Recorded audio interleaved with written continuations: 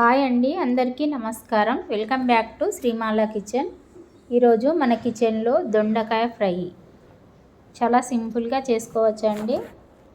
అదెలానో ఒకసారి చూద్దాం. ముందుగా దొండకాయలన్నీ కట్ చేసుకొని పక్కన పెట్టుకోవాలండి. ఒక కడాయి పెట్టుకొని అందులో సగం స్పూను ఆవాలు, సగం స్పూను జీలకర్ర, ముందుగా కట్ చేసుకున్న ఉల్లిపాయలు, ఎల్లిపాయ, పచ్చిమిర్చి, టమాటా ఒకటి, ఎల్లిపాయ వేసుకోవాలండి. పచ్చిమిర్చి కూడా వేసుకోవాలి, ఒక 5 పచ్చిమిర్చి అండి. పచ్చిమిర్చితోటే ఎక్కువ చేస్తున్న, కారం కొంచెం వేసుకుందాం. వేసి మంచిగా పచ్చిమిర్చి అనేది వేగనివ్వాలి. పచ్చిమిర్చి మంచిగా వేగితేనే కర్రీ అనేది టేస్ట్ ఉంటుందండి. ఒక్క ఉల్లిపాయ చిన్నగా కట్ చేసుకున్న ముక్కలు, చిన్న చిన్న ముక్కలుగా కట్ చేసుకోవాలి. వేసి ఒక్క నిమిషం పాటు వేగనివ్వాలి. ఇందులోనే పావు స్పూను మెంతుల పౌడర్ అండి. మెంతులు వాడాలండి, చాలా మంచిది హెల్త్కి. అప్పుడప్పుడు మెంతుల పొడి అన్నిట్లో ఇలా వేస్తూ ఉండండి, షుగర్ అనేది కంట్రోల్లో ఉంటుందండి. సగం స్పూను పసుపు. ఇలా అప్పుడప్పుడు కర్రీలో వేస్తూ ఉండాలండి, మనకు షుగర్ అనేది కంట్రోల్లో ఉంటుంది. మనము మెంతి పొడి అందులో వేయాలి, ఇందులో వేయాలి అనుకోవద్దు, అన్నిట్లో వేసుకోవచ్చండి. హెల్త్ ముఖ్యం కదా అండి మనకి. ఒక్క నిమిషం వేగిన తర్వాత టమాటా అండి ఒకటి పెద్దది చిన్న ముక్కలుగా కట్ చేసుకొని వేసుకోవాలి.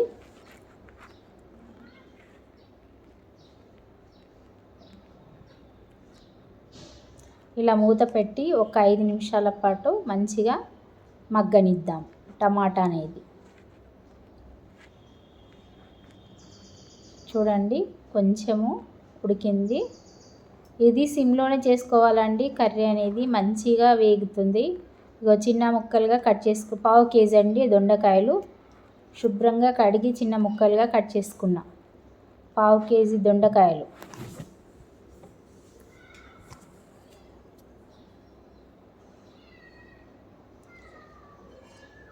ఇందులోనే ఒక స్పూను సాల్ట్ వేసుకోవాలి.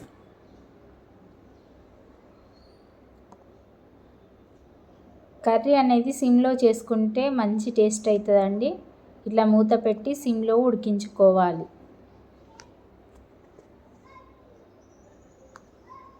ఒక 5 నిమిషాల తర్వాత తీసి చూద్దాం. చూడండి ఉడికింది. మళ్ళీ ఒకసారి కలిపి మూత పెడదాం. ఇలా పైకి కిందికి మొత్తం కలుపుకోవాలి. ఇలా 5 నిమిషాలకు ఒకసారి కలుపుతూ ఉడికించుకుంటే కర్రీ అనేది టేస్ట్ ఉంటుందండి. మళ్ళీ ఒక 5 నిమిషాలు మూత పెడదాం.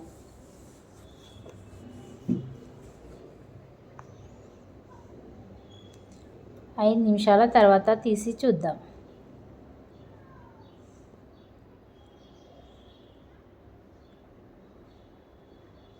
చూడండి కర్రీ అనేది మంచిగా మధ్య మధ్యలో కలుపుతూ ఉండాలండి. కర్రీ అని సిమ్లో పెట్టే చేయాలండి కర్రీ అనేది. ఇందులో వాటర్ అనేది అవసరం లేదండి, నూనెలనే మంచిగా వేగుతుంది.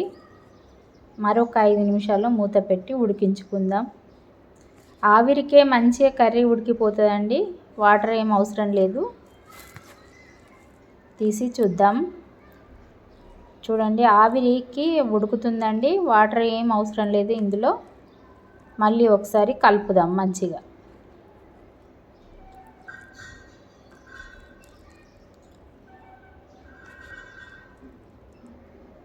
ఇప్పుడు ఇందులో పావు స్పూను కారం వేసుకుందాం. పచ్చిమిర్చి ఎక్కువనే వేసినాం కాబట్టి పావు స్పూను కారం వేసుకుంటే సరిపోతుంది. మరొకసారి కలుపుదాం. ఇందులోనే గరం మసాలా కూడా వేసుకుందామండి, పావు టీ స్పూను. ఈ గరం మసాలా వేయడం వల్ల కర్రీ అనేది టేస్ట్ బాగుంటుందండి. ధనియాల పౌడర్ కంటే గరం మసాలానే టేస్ట్ బాగుంటుంది కర్రీలో. ఒక 5 నిమిషాలు మూత పెట్టి ఉడికించుకుందాం. 5 నిమిషాల తర్వాత మళ్ళీ కలుపుదాం. చూడండి ఇప్పుడు కొంచెం మెత్తబడిపోయింది కర్రీ అనేది. మరొక 5 నిమిషాలు మూత పెట్టి ఉడికిద్దాం. ఇప్పుడు తీసి చూద్దాం. చూడండి, ఇప్పుడు పర్ఫెక్ట్గా ఉడికింది. ఇప్పుడు ఇందులో కొత్తిమీర ఆకు వేసుకుందామండి. స్టవ్ ఆఫ్ చేసి దించేయడమేనండి. కొంచెం కొత్తిమీర ఆకు వేసి కలుపుకోవాలి. అంతేనండి, రెడీ అయిపోయింది దొండకాయ టమాటా కర్రీ. చాలా సింపుల్గా చేసుకోవచ్చండి దొండకాయ టమాటా కర్రీ. చూడండి ఎంత మంచిగా వచ్చిందో.